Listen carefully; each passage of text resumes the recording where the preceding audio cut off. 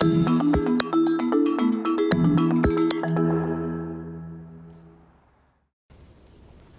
are a number of options available for teachers to integrate a focus on language into the reading lesson.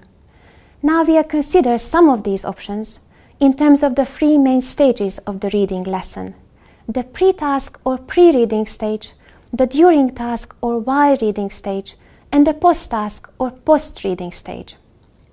As I mentioned in the first module, the pre-task stage lends itself well to both language-focused and content-focused activities, as you will also have realized from the discussion of pre-reading activities in Module 3.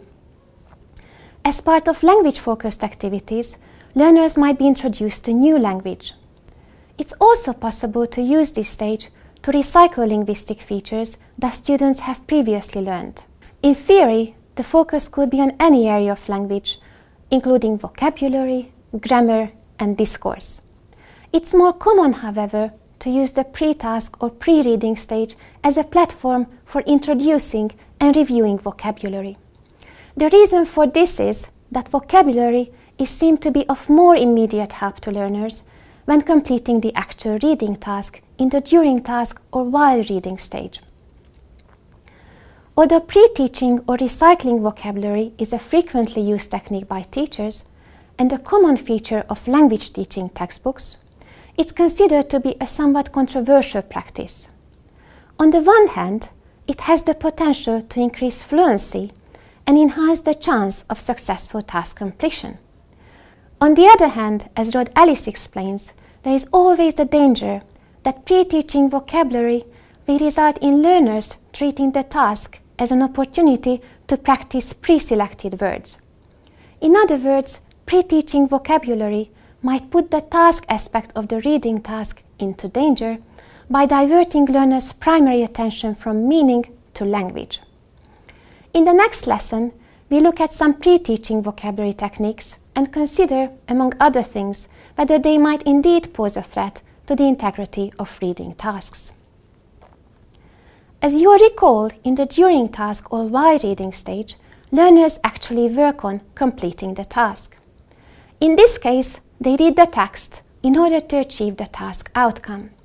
For example, they may prepare a diagram or a graph based on the information available in the text they have read.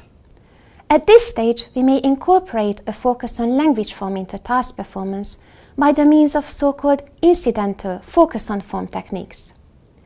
The term focus on form was coined by Michael Long, and it refers to how attentional resources are allocated during task performance. Focus on form, as defined by Long, involves briefly drawing students' attention to linguistic elements in context as they arise incidentally in lessons whose overriding focus is on meaning or communication. In other words, the aim of focus on form techniques is to draw learners' attention to language while their primary attention remains on meaning. In the context of reading instruction, this means that while students' primary attention remains on the content of the text, they simultaneously and incidentally allocate attention to language as well. For example, the grammar and vocabulary included in the text. Textual modification is a widely used method to incorporate a focus on form into reading tasks.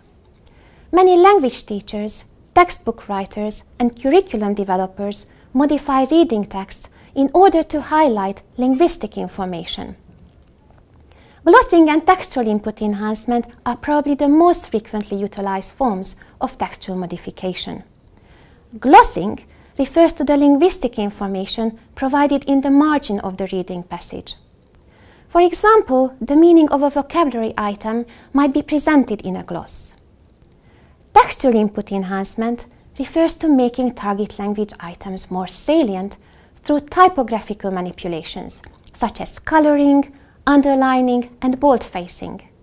We'll consider both of these techniques in more detail later in the module. Finally, in the post-task phase, the teacher may engage students in overtly language-focused activities, or what Michael Long refers to as focus on forms activities.